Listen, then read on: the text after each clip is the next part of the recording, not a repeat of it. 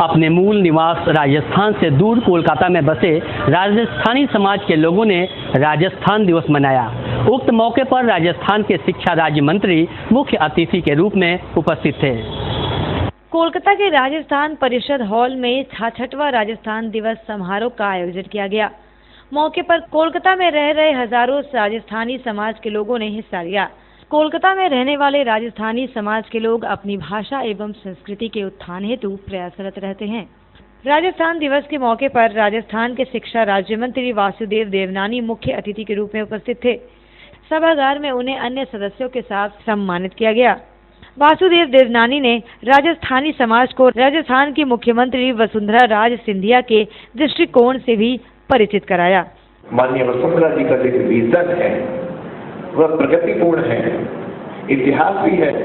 जब पिछली बार उन्होंने मुझे दायित्व दिया था, मेरे से पूछा था कि आप आखिर शिक्षा में परिवर्तन क्या करोगे, तो मैंने 2 वाक्यों में कहा कि मैं परिवर्तन और भारतीय संस्कृति को इस रूप में प्रतिपादित करता हूँ कि पहले पढ़ाया जाता था क से कबूतर, ख से खरगोश और ग से गधा। तो मेरे विद्यार्थी भी वैसे तैयार होते थे, लेकिन आज हम पढ़ाएंगे क से कंप्यूटर, ख से खगोल और ग से गणेश पढ़ा करके भारतीय संस्कृति को पढ़ाएंगे। इसको हम आगे बढ़ाएंगे। और इसी तरह अंग्रेजी इसके कोई संस्कार इसको शिक्षा देंगे क्या? मैंने कहा मैं पढ़ूंगा अ से अनंत, बी से भारत और सी से कंप्यूटर पढ़ा करके हम इस देश को आगे बढ़ाएंगे। राजस्थान दिवस के मौके पर राजस्थानी शिक्षा, संस्कृति एवं पर्यावरण से जुड़ी एक पुस्तक का भी विमोचन शिक्षा राज्य मंत्री वासुदेव देवनानी द्वारा किया गया। मौके पर संस्था के अध्यक्ष सरदार मलजी काकड़िया, समाज सेवी रतन शाह, जुगल किशोर जैठलिया व अन्य कई गणमान्य अतिथि उपस्थित थे। वासुदेव देवनानी ने कोलकाता के साथ राजस्थान के मेल बंधन का भी स्मरण किया। राजस्थान ये इन सब ने मिलकर के अपने मातृभूमि को याद किया और वहाँ की चीज़ों के बारे में चर्चा की, इतिहास के बारे में चर्चा की और निश्चित रूप से सराहनीय है। और वैसे भी बंगाल और राजस्थान में बड़ी समानता भी है। क्रांतिकारियों का प्रदेश है और यदि मैं याद करूँ तो स्वामी विवेकानंद, सुभाष चंद्र बोस हैं, श्यामा प्रसाद जी हैं, ये सब यहाँ से बंगाल से नहीं। देश भर में बड़े धूमधाम के साथ महावीर जयंती मनाई गई। शुक्रवार की सुबह से ही देश के तमाम महावीर मंदिरों पर महावीर भक्तों का भीड़ उमड़ पड़ा था। कहीं शोभा यात्रा तो कहीं सामूहिक भोज का भी आयोजन किया गया। शुक्रवार को देश भर में बड़े भक्तिभाव तथा उल्लास के साथ महावीर जयंती मनाया गया। सुबह से ही विभिन्न मंदिरों में महावीर भक्तों की भारी भीड़ पूजा पाठ के लिए उमड़ पड़ी थी। देश के तमाम महावीर मंदिरों की तरह कोलकाता के विभिन्न क्षेत्रों में भी स्थित महावीर जी के मंदिरों में भारी भीड़ देखने लायक थी। पोस्ता के तमाम मंदिरों में हनुमान भक्त भक्ति में डूबे नजर आए। वही दृश्य जिले के तमाम महावीर मंदिरों में देखने को मिला। हावड़ा के शिवपुर के महावीर मंदिर को भी सजाया संवारा गया था। महावीर जयंती के मौके पर कहीं कहीं बड़ी बड़ी झांकियां निकाली गईं तो कहीं सामूहिक भोज के लिए भक्तों द्वारा भंडारा भी लगाया गया। पूरे दिन पूजा पाठ के लिए विभिन्न मंदिरों में भीड़ बनी रही। फिलहाल अभी कुछ और अन्य खबरों में हम देखते हैं आज की प्रचार। यहाँ इस वक्त मैं बैठी हूँ मंजू जायसवाल जी के यहाँ और ये 27 नंबर वार्ड से खड़ी हैं। इनका भी कहना है कि इस बार इन्हीं की डोली में जीत गिरेगी। आखिर क्या कुछ मानना है इनका, आइए सीधे करते हैं इससे। मंजू नमस्कार, आप पहली बार चुनाव में उतरी, चुनावी मैदान में कैसा लग रहा है? पहले सबसे पहले थोड़ा झंझाहट है, थोड़ा डर भी है, लेकिन अच्छा लग रहा है। जो अभी चल रहा है, सत्ता का युग है, तब जिसके पास है वो नोट खर्च को लगाए हुए हैं और जिनको नहीं मिल रहा है वो ग्रसित हैं पूरे। तो कॉमन लोग का जो प्रॉब्लम है पहले वो सॉल्व हो, उसके बाद उच्च स्तर वाले लोग जो है वो अपना सुविधा खुद कर पाते हैं। लेकिन ये नहीं सोचते उसमें कुछ ऐसा चीज हो, थोड़ा सा कंफ्यूज कर दे जो मध्यम वर्ग के लोग हैं वो भी उसका लाभ उठा सकें। और आजकल नेता लोग का भी वही हाल है, सिर्फ झोला भरने के तैयार बैठे हैं। अगर पावर हाथ में है तो बस उसको अपने लिए यूज कर रहे हैं, जिसके लिए करना है चाहिए वो नहीं कर रहे हैं। मैं लड़ाई तो जोरदार है, लेकिन वही कह रही हूँ मेरे पास एक ही चीज़ है। जैसे उनके पास औजार है और हमारे पास प्यार है।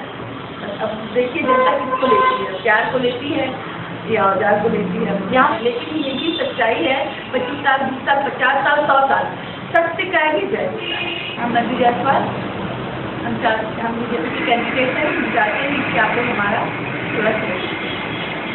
तो इनका कहना है कि इस बार चुनावी मैदान में इनकी भी जीत होगी और इसके साथ साथ इन्होंने ये भी कहा कि इस बार 27 नंबर इलाके का विकास को निश्चित समझती है और हम दिल से यही उम्मीद करते हैं कि इस उम्मीदवार की कथनी और करनी में बिल्कुल भी अंतर ना हो। जो ये कह रही हैं वही आने वाले दिनों में ये करके दिखाएगी। अभी हाल ही में हुई भीषण बारिश ने कोलकाता के खस्ता हाल को बयां कर दिया। बारिश के होते ही रास्ते में जल जमाव की समस्या लोगों का सिर दर्द बन जाती है। ऐसे में नगर निगम चुनाव में वार्ड नंबर 25 के कांग्रेस के प्रार्थी दीपक सिंह बारिश के खत्म होते ही झाड़ू लगाते नजर आए। आइए आपको दिखाते हैं किस तरह से दीपक सिंह अपने वार्ड की सफाई कर रहे हैं।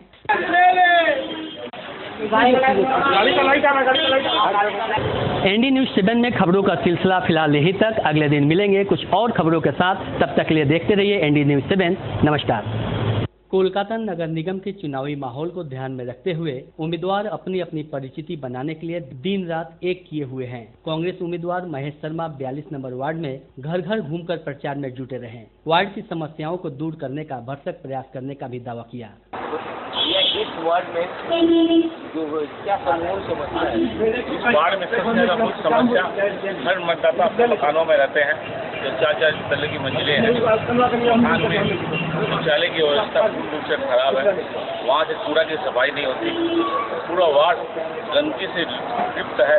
एक तरफ नरेंद्र मोदी बोलते हैं स्वच्छता अभियान चला जाए और एक तरफ भाजपा पार्षद हर मकान के टॉयलेट को व्यापारीकरण के हाथों बेच देती है।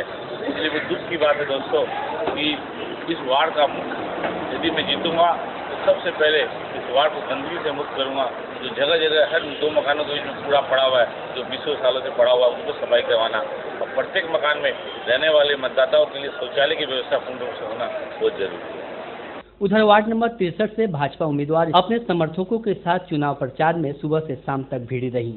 पहली बार चुनावी मैदान में कूदी इस नेता अपने वार्ड के लिए हर वक्त सेवा देने का भरोसा अपने मतदाताओं को देती नजर आई। क्या क्या मूल समस्या है? सबसे बड़ा वाटर लॉगिंग की समस्या, उसके बाद मतलब बस्तियों जो स्लम एरिया इतने सारे, वहाँ पे ना कोई सुलभ शौचालय है, ना कोई कॉर्पोरेशन की स्कूल है, ना कोई हेल्थ सेंटर है। और सबसे बड़ी बात है जो मतलब जो थोड़े गरीब टाइप के उनके बच्चों के लिए कोई भी मतलब कंप्यूटर सेंटर ऐसा कुछ नहीं है जो कम फीस में वो सीख सके कुछ। और सबसे बड़ा मेन प्रॉब्लम यहाँ पे महिलाओं की सुरक्षा, जो सबसे बड़ा प्रॉब्लम पार्क स्ट्रीट का है, क्योंकि बिल्कुल भी वो अपने आप को सुरक्षित महसूस नहीं करते हैं। और चारों तरफ ऐसा लॉ एंड ऑर्डर होना चाहिए मतलब कि लेडीज़ जो है या शाम को या रात में मतलब जो भी वो एकदम अपने आप को कंफर्ट में मतलब महसूस करें। दूसरी बात यहाँ पे मतलब आप जहाँ भी जाएंगे वहाँ पे आपको कचरा का ढेर मिलेगा। बिल्डिंग के सामने कचरा लगाया, पैसा वसूला, फिर उसके बाद वो मांगने के लिए पहुँच जाते हैं। आदमी अपने बिल्डिंग में रिपेयर कराने जा रहा है उसके लिए पैसा मांगने चले जाते हैं। हर चीज़ के लिए आदमी अपना वहाँ पे बोरिंग करना चाहता है उसके लिए पैसा मांगने चले जाते हैं। मतलब इनका पूरा गुंडा राज है जो कि मतलब हर चीज़ इनके लिए पहले इनको पैसा चाहिए। क्योंकि गुंडा राज है तृणमूल वाले का, जिसकी सरकार है वो उनका गुंडा राज है। उनका तो होना चाहिए ना कि हाँ हमारा जिस वार्ड के लिए देखभाल के लिए काउंसलर बने वो वार्ड मेरा हर चीज़ हर तरफ से मेरे सेटिस्फाई होना चाहिए। पर यहाँ के हर एक लोग उनसे बहुत परेशान है। हर कोई चाहता है कि ये गवर्नमेंट बिल्कुल फेलियर है, इसने कुछ नहीं किया। यदि मोदी जी का सफाई अभियान है तो आप लोग क्या कर देंगे इस वार्ड में? आपको तो पता है हमारा तो रीज़न ही है सबसे पहले सफाई। चारों तरफ जो कचरा का ढेर, आप पार्कों में चले जाइए, पार्क के गेट में आपको कचरे का ढेर मिल जाएगा। स्मेल, बाथरूम, मतलब आप गंदगी इतनी है कि लोग ठीक से मॉर्निंग वॉकर को इतना प्रॉब्लम फेस करना पड़ता है कि मतलब आप उनसे पूछें, उनसे बात करें तो आपको पता चलेगा।